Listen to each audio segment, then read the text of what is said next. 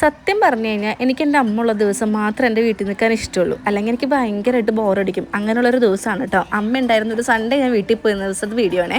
അപ്പോൾ നമ്മുടെ വീട്ടിൽ സഞ്ജുവിൻ്റെ റൂമിൽ അക്കൂറിയൊക്കെ സെറ്റ് ചെയ്ത് നല്ല ഭംഗിയിൽ അവർ അറേഞ്ച് ചെയ്തിട്ടുണ്ട്. ഇവരെ കാണുമ്പോഴത്തേനും തീറ്റയ്ക്ക് വേണ്ടിയിട്ട് മീൻകുട്ടികളൊക്കെ ഇങ്ങനെ അടുത്തേക്ക് വരും.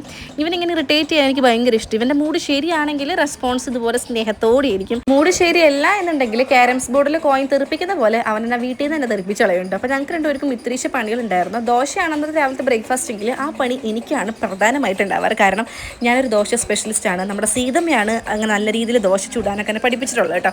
സഞ്ജിത പിള്ളേരൊക്കെ ആയിട്ട് കളിക്കുകയാണ്. അവനുള്ളതുകൊണ്ട് എനിക്ക് ആ ഒരു കാര്യം ഭയങ്കര സമാധാനമാണ്. പിള്ളേരെ അവൻ മേച്ചോളൂ കേട്ടോ. വലിയ ചെമ്മീൻ നന്നാക്കുന്നത് എനിക്ക് ഇഷ്ടമായതുകൊണ്ട് മാത്രം ആ പണി ഞാൻ അങ്ങോട്ട് ഏറ്റെടുത്തിരിക്കുകയാണ്. നമ്മുടെ സഞ്ജുവിന് കീത്തുനെ പോലെ മീൻ ഭ്രാന്ത് കുറച്ചധികം കൂടുതലാണ്. അപ്പോൾ ഫൈറ്ററൊക്കെ കുറേ ഉണ്ട്. നല്ല രീതിയിൽ കാശിക്കുട്ടനെ ഇത് പ്രാക്ടീസ് ചെയ്യിപ്പിച്ചതിന് ശേഷം കാശിക്കുട്ടൻ നല്ല സക്സസ്ഫുൾ ആയിട്ട് മീൻ അങ്ങോട്ട് മാറ്റിയിട്ടുണ്ട് കേട്ടോ.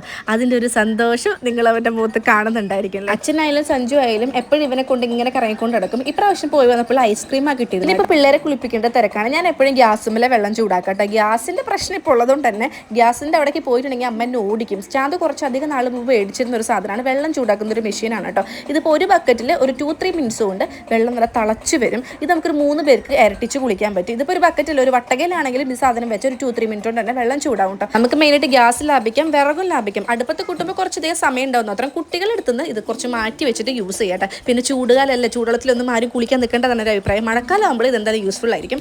അങ്ങനെ ഞങ്ങളിത് വീണ്ടും ചൊറി പരിപാടിയിലേക്ക് നടക്കുകയാണ്. ഞങ്ങൾ വലിയ സ്നേഹത്തിലൊന്നല്ല ഗൈസ്, കാണുന്ന പോലെ ഒന്നല്ല. ഇതുപോലത്തെ ചൊറിയൻ ബ്രദേഴ്സ് ഉണ്ടെങ്കിൽ കമൻറ്റ് ചെയ്യാൻ വേണ്ടി മറക്കണ്ട.